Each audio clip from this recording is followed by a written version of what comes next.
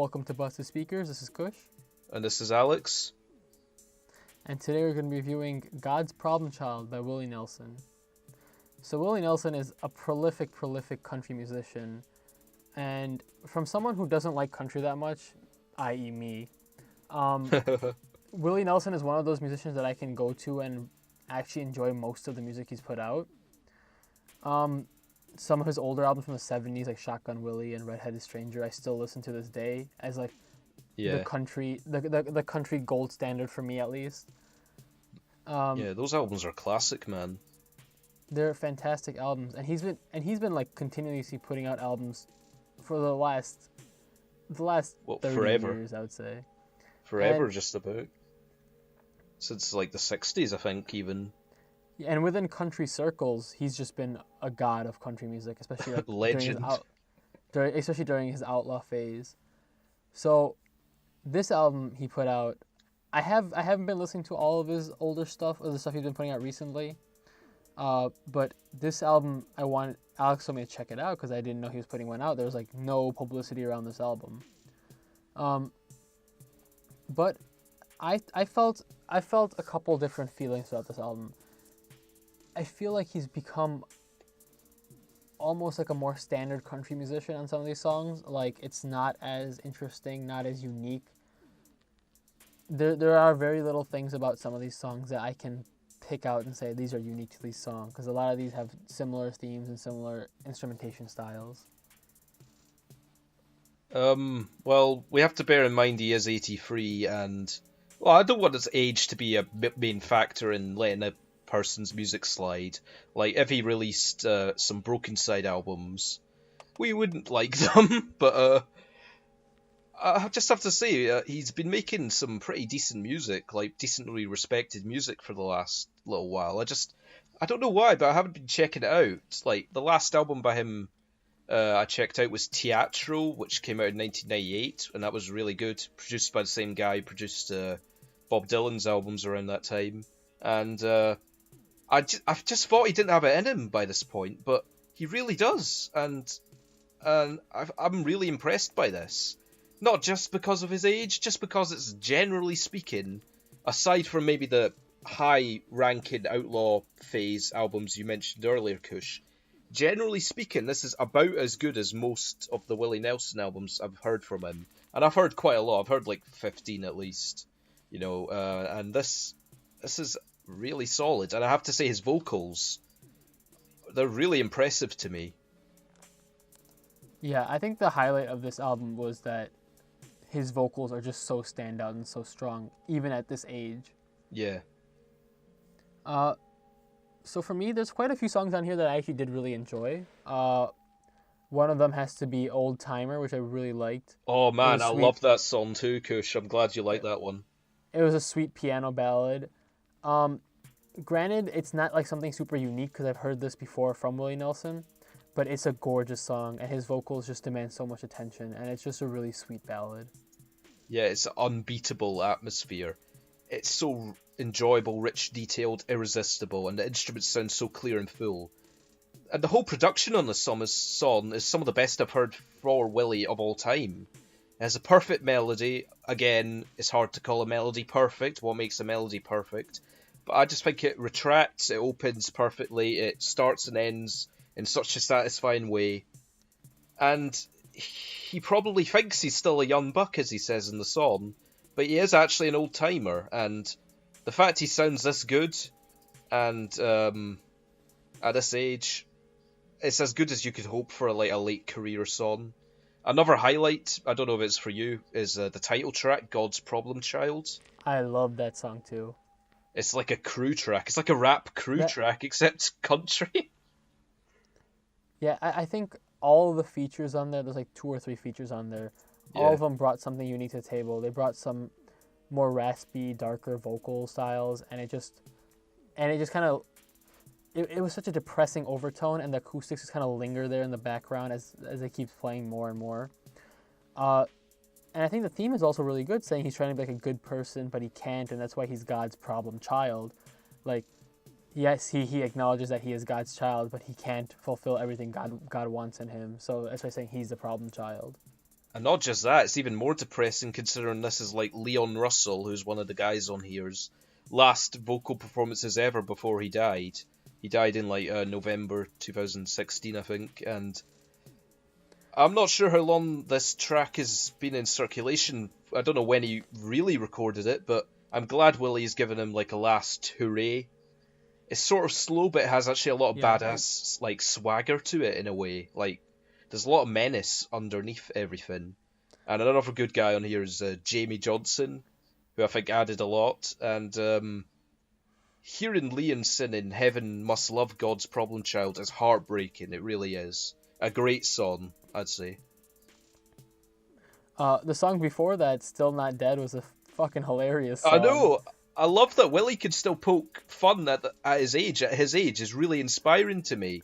Like, who could make music as fun at his age? Like, and he like mentions the internet. Like, he checked the internet, and they're saying, "Oh, Willie Nelson's still not dead, or he is dead." I love that song. And even the one before that, "Butterfly," was a fantastic song. I think it's in the vocal standpoint. The lyrics on it were kind of. I've heard this theme of comparing a girl to a butterfly 200 times before in different songs. It's been done. But the choppy guitars were almost sound improvised, and they're really left field, and it's just it's another really sweet song by Willie Nelson. Yeah. Another highlight for me is "He Won't Ever Be Gone," the last track, which is weird because Willie Nelson, he wrote or at least co-wrote at least half of this album with his producer. But this song is a tribute, and it's definitely from Willie's narrative. But it's not written by him, it's written by someone else. And it's a tribute to Merle Haggard, who's another country legend we lost last year. And it's a really nice tribute, although I would have preferred if it was from Willie's own words, but it does feel as if they were made for Willie. It's a really sad song. It makes you realise how many friends Willie Nelson must have lost over the years. Like, he's lost Johnny Cash, who was a great friend with him. He's lost like Waylon Jennings. Think about how many country friends he's lost over the years, and it's just how he's been through so much, Willie Nelson. But the last line, like the chorus, "He won't ever be gone, his songs live on." You know, that sort of thing has been done to death, but it is quite good, and it is a very nice song. Yeah, that was also a really nice song as well. But my problems start at some of the more filler songs on here. Right. There's the stretch of "It Gets Easier," "Lady Luck," and "I Made a Mistake." We're all just kind of filler, boring tracks to me with not something not like interesting lyrics.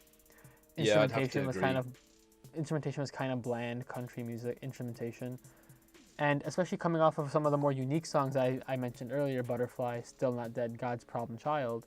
It did feel like a bit of a drag at that point, just like having like almost the same song over and over again.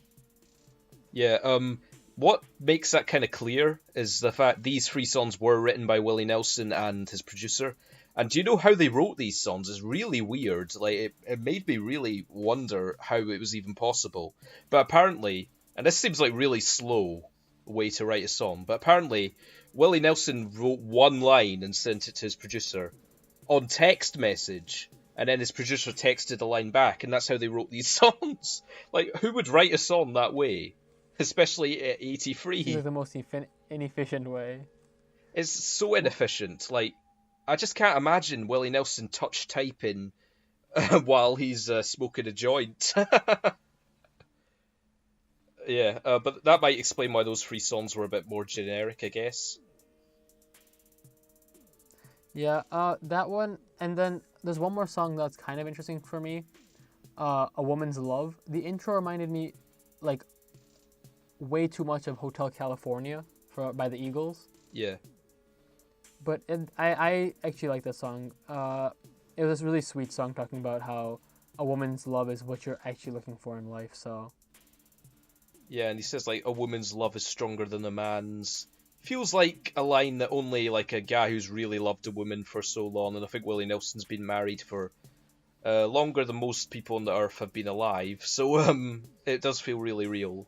And I don't know, like, the whole quality level of this album is really solid. Like, his playing, like, and his voice are really good. So it's good that we're just talking about tracks. One last one that really stuck out to me was Delete and Fast Forward, which is Yeah, that his was the most politically yeah, charged song on here. like he says, the election is over and nobody wins. It's a pretty concise and smart summary of the whole outcome of the election, and it's said in a short way was that some people who like overanalyze things fail to like concede and understand. It's not extremely eye-opening, like, yeah, we all think this, but it is kind of cool to get Willie's spin on the whole thing, I'd say. It's the best way to make a statement without without like getting without annoying one side or the other. He can make this statement and not have a problem with saying it. Yeah, like, nobody's ever fully satisfied with the outcome of political happenings, so saying nobody wins was probably true to some degree for everyone. But, yeah, I just like, thought this was a really solid album. Just like his given standings, he's probably a more what do you call it, like a left wing democratic sort of person, just with like his prolific marijuana use and LGBT right and all that kind of stuff. So He really does remind me of the old white country version of Snoop Dogg in a way. you know that'd be a good show. Snoop Dogg and and Willie Nelson get high and do things together. Go into the White House and they smoke in the bathroom. Actually, Willie Nelson did do that. He did smoke on the White House roof at one point in his life. Not many people can say that. Yeah, probably just him and a few former employees who did it secretly. Anyway, this is a really nice album. It is. What would you rate it? No, I've not been overtly positive, but this is basically giving me what I'd look for from any Willie Nelson album. Lovely singing, great playing, great melodies on some of this. Like, the melody on Old Timer and, like, A Woman's Love are great. So I am going to be extremely generous, and given his age, I'm going to give it 8 out of 10. Because this is really good. And I feel like I've been a bit positive. And I sound really positive on this album, and I really do enjoy it. And Willie Nelson, I just think this is not his best work. That is true. Quite a few of these songs are a bit bland, a bit generic, more just country things you expect from country music. Yeah. Like the very first song, "A Little House on the Hill," was the most forgettable country song I've heard in a while. Yeah, it didn't actually open the album with much punch. And I feel like, given that, but there are quite a few songs that I do enjoy. Will they make my personal Willie Nelson favorite songs? Maybe. Old Timer has a chance, and like Still Not Dead, God's Problem Child, all are really good songs. But Yeah. there are just a bunch of other songs that are not up to par with what he's made before. So for me, it's gonna be a 6 out of 10. All right. Well, that's still a pretty decent score, really. Yeah, especially, and I think for me and a country album, that's as nice as it gets for me. I'm very hesitant to give country albums a good score just because they sound, a lot of them are just way too cheesy for me. Yeah, well, we'll see. We'll see. Well, if that's it, then thanks for tuning to Bus Speakers. We hope you enjoyed this video. Let us know what else you want us to review in the comments below. Let us know what you think about God's Problem Childs in the comment below. And check us out on social media.